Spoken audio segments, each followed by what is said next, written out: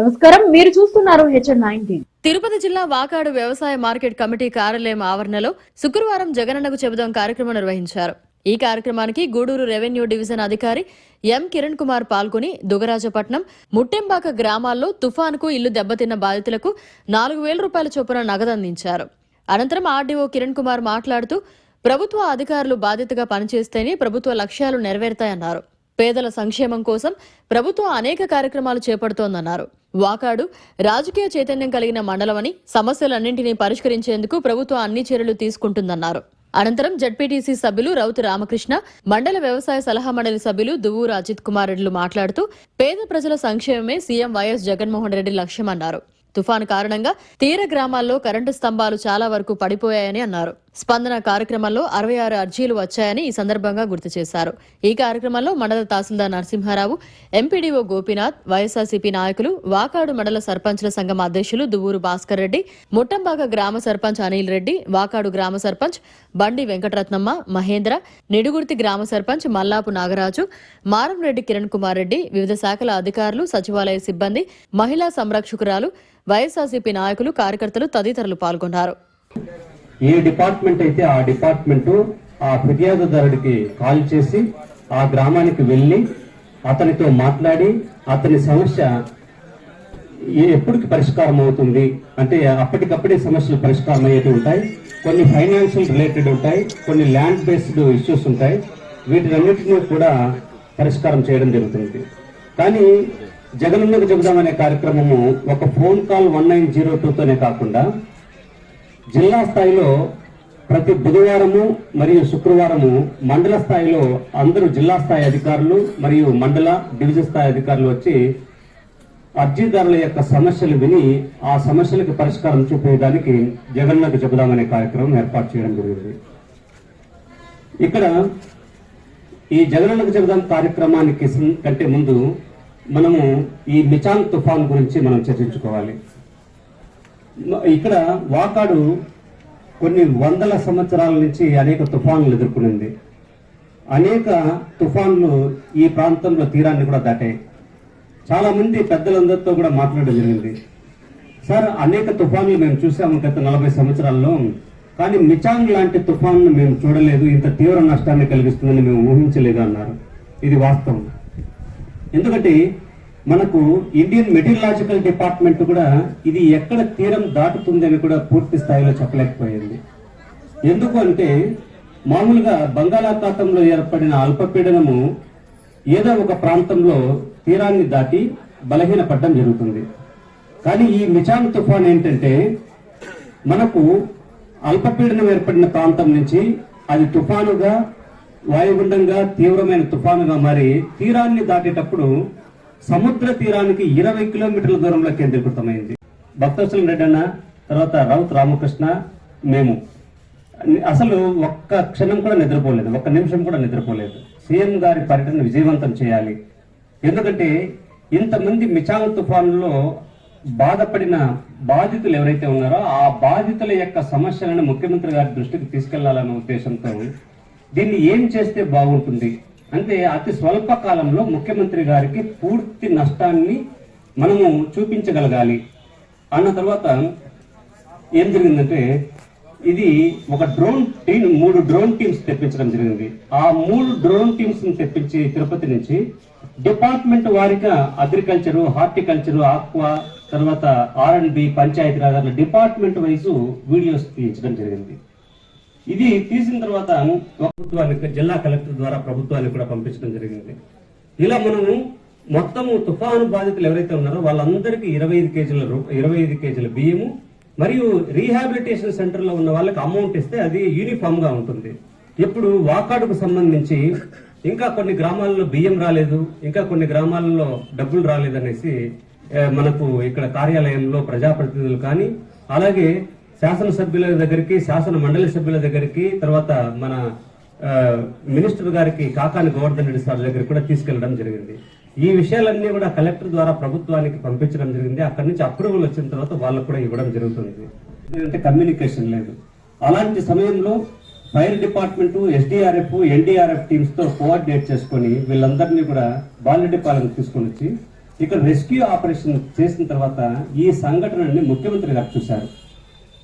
ముఖ్యమంత్రి గారు చూసిన తర్వాత మనకు ఈ తుఫాను మిచాంగ్ తుఫాను పర్యటన ఎక్కడ పెడితే బాగుంటుంది అనేసి సీఎంఓ నుంచి ఫోన్ వచ్చిన తర్వాత district administration divisional administration call చేసిన తర్వాత నేను మొట్టమొదట కాల్ చేసిన వ్యక్తి మనకు వాకాడు వైఎస్ఆర్సీపీ సీనియర్ నాయకులు కొడవలూరు భక్తవత్సల రెడ్డి గారు. ఎందుకంటే అన్నకి అపారమైన అనుభవం ఉంది, ప్రతి సమస్య పైన అవగాహన ఉంది. ఎక్కడ మనకు మిచాంగ్ తుఫాన్ కరెక్ట్ గా అంచనా వేయడానికి ముఖ్యమంత్రి గారు వస్తే బాగుంటుంది అనేసి నిర్ణయించిన తర్వాత కలెక్టర్ గారు, జాయింట్ కలెక్టర్ గారు అయితే దాదాపు 20-30 సార్లు అన్నతో మాట్లాడడం జరిగింది. తర్వాత ముఖ్యమంత్రి గారి సూచన మేరకు మనకు కేంద్ర బృందాన్ని కూడా వెంటనే ఇక్కడికి పంపించడానికి చర్యలు తీసుకున్నారు.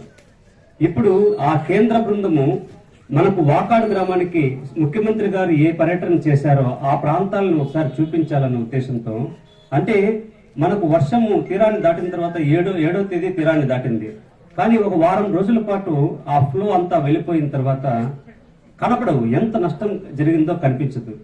ఆ నష్టానికి ఇప్పుడు సాయం చేసే వ్యక్తులు ఎవరైతే సంస్థలు కానీ వచ్చినప్పుడు ఆ వ్యక్తులకి సంస్థలకి ఆ నష్టాన్ని చూపించగలిగితే ఆ నష్టపరిహారాన్ని మనకు ఇప్పించగలరు అన్నప్పుడు మనకు రాష్ట్ర ప్రభుత్వం నుంచి మనకు ఇన్ఫర్మేషన్ సెంట్రల్ బృందానికి ఈ తుఫానుకు ప్రభావిత ప్రాంతాలలో అంచనాకి కరెక్ట్ గా చెప్పడానికి మీరు వాళ్ళకి ప్రజెంట్ చేయండి అని చెప్పడం జరిగింది. లేదా 3 hours లో దాటుతుంది అనుకున్నాం, కానీ ఏం చేసిందంటే ఈ తుఫాను 20 కిలోమీటర్ల దూరంలో తీర ప్రాంతానికి కేంద్రీకృతమై అక్కడి నుంచి సముద్ర తీర ప్రాంతానికి సమాంతరంగా ప్యారలల్ గా దాదాపు 130 కిలోమీటర్ల పాటు ప్రయాణం చేస్తుంది.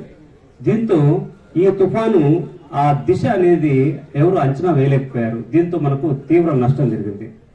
ఈ మిచాంగ్ తుఫాను జరిగిన తర్వాత ఈ నష్టాన్ని అంచనా వేయడానికి నేను బాలరెడ్డిపాలెం ఇష్యూ సంఘటన ముఖ్యం. దీనికి బాలరెడ్డిపాలెంలో స్వర్ణముఖి యొక్క ఈ కాలువ తెగిపోవడం వల్ల అక్కడ రెస్క్యూ ఆపరేషన్ చేయాల్సి వచ్చింది. కలెక్టర్ గారు ఒకటే ఒక మాట చెప్పారు, దాదాపు 742 పోల్స్ పడిపోయాయి, 142 ట్రాన్స్ఫార్మర్లు కాలిపోయాయి.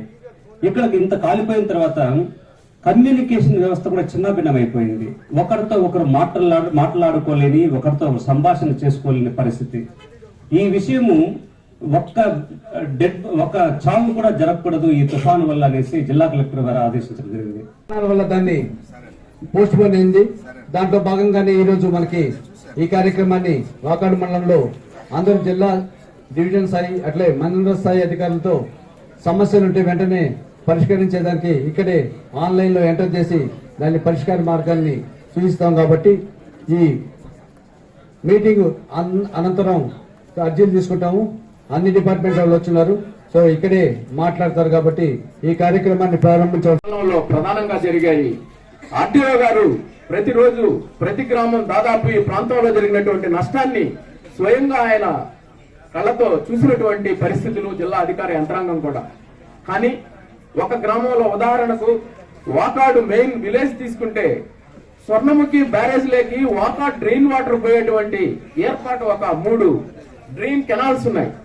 అవి క్లోజ్ చేయనందువల్ల ఆ రాత్రి వచ్చినటువంటి వరద ఉధృతికి వాకాల్లో ఉండేటువంటి ముస్లిం కాలనీలు గాని, గిరిజన కాలనీలు గాని, హరిజన కాలనీలు గాని పూర్తిగా నీటిలో మునిగిపోయినటువంటి పరిస్థితి. అదేవిధంగా అనేక గ్రామాలు. కానీ ఎన్యూమరేషన్ లో తెలుసా తెలియకో కొన్ని లోటుపాట్లు జరిగినటువంటి విషయం వాస్తవం. దాన్ని దృష్టిలో పెట్టుకొని 3-4 రోజుల పాటు వాకాడు మండల రెవెన్యూ కార్యాలయంలో పేద ప్రజానీకం ఎవరైతే అర్హత కలిగి ఎవరైతే నష్టపోయి ఈ వరదలకు ఈ తుఫాన్కు వారు పరిహారం రాలేదని అనేక ఇబ్బందులు పడుతూ వారి ఆవేదన వ్యక్తం చేసేదానికి కార్యాలయానికి రావడం కూడా జరిగింది. ఆర్టీఓ గారు ఫోన్ ద్వారా తూపిలిపాలెం మత్స్యకారులు, మన కొండూరుపాలెం అంజలాపురం మత్స్యకారులకు హామీ కూడా ఇవ్వడం జరిగింది. మా వంతు ప్రభుత్వ పరంగా వాళ్ళకి సహకారం అందిస్తామని చెప్పి ఈ వేదిక ద్వారా గౌరవ ఆర్టీఓ గారికి సవినయంగా నేను మనవి చేస్తున్నా. మండల ప్రజానీకం తరఫున గ్రామాలంతా ఇబ్బంది పడిపోతుంటారు. ఇటీవల జరిగినటువంటి ఈ తుఫాన్ కారణంగా దీని ప్రభావం తీర ప్రాంత గ్రామాలు జల దిగ్బంధంలో చిక్కుకొని అనేక గ్రామాలు దాదాపు 4-5 రోజుల పాటు కనీస రవాణా వస్తలేక అయిపోయినందువల్ల వాళ్ళ జనజీవనమే అస్తవ్యస్తమైనటువంటి పరిస్థితి. అదేవిధంగా మిగిలినటువంటి గ్రామాలు, అటు తీర ప్రాంతంలో ఉండేటువంటి గ్రామాలు సముద్రం వల్ల ఇబ్బంది పడతాయి. మిగిలినటువంటి గ్రామాలు స్వర్ణముఖి వచ్చేటువంటి వరదల వల్ల, స్వర్ణముఖి పక్కన ఉన్నటువంటి గ్రామాలు అనేక ఊహించినటువంటి రీతిలో, ఎప్పుడూ రానటువంటి రీతిలో స్వర్ణముఖి వచ్చినటువంటి వరద కానివ్వండి, తుఫాన్ గాలుల వల్ల కానివ్వండి, ఈ వాకాడు మండలం అతలాకుతలమైంది. దాదాపు ప్రతి గ్రామం నష్టపోయినటువంటి పరిస్థితిని అధికార యంత్రాంగం కూడా చూశారు. ఈ మండలం ఎదుర్కొన్నటువంటి ఈ తుఫాన్ వరద తీవ్రతను దృష్టిలో పెట్టుకుని మన జిల్లా అధికార యంత్రాంగం వాకాడు మండలానికి, ముఖ్యంగా స్వర్ణముఖికి పడినటువంటి పొర్లు కట్ట తెగినందువల్ల పాలేడుపాలెం దగ్గర ముఖ్యమంత్రి గారిని కూడా తీసుకురావడం, ఆ యొక్క తీవ్రతను ఆయన దృష్టిలో పెట్టుకొని గత 4-5 దశాబ్దాలుగా అప్రస్తుతంగా ఉన్నటువంటి పాలేడుపాలెం హై లెవెల్ బ్రిడ్జ్ ను కూడా 30 కోట్ల రూపాయలతో ఆయన మంజూరు చేశాడు. దానికి ప్రభుత్వానికి మండల ప్రజానికం తరఫున కృతజ్ఞతలు తెలియజేసుకుంటున్నాం. ఎలక్ట్రికల్ స్తంభాలు అన్ని దాదాపు పడిపోయే పరిస్థితిలో ఉన్నాయి. మొన్న వచ్చిన తుఫానికి మిగిలిన సగిలిన కూడా పడిపోయాయి. గ్రామాల్లో పంచాయతీల్లో చెప్పుకోలేంది, పూడ్చుకోలేంది. కాబట్టి అధికారులందరూ పెద్ద మనసుతో ఆలోచించి ఈ తుఫాను వల్ల జరిగిన నష్టమైతేనేమి, మరోపక్క మన ముఖ్యమంత్రి గారు చేపడుతున్నటువంటి పథకాల అమలులో అయితేనేమి, మనందరం ఇక్కడ ఉన్న ప్రజాప్రతినిధులతో కలిసి ముందుకు పోయి ముఖ్యమంత్రి గారి లక్ష్యాన్ని నెరవేరుద్దామని తెలియజేసుకుంటూ సెలవు తీసుకుంటున్నారు. జై హింద్.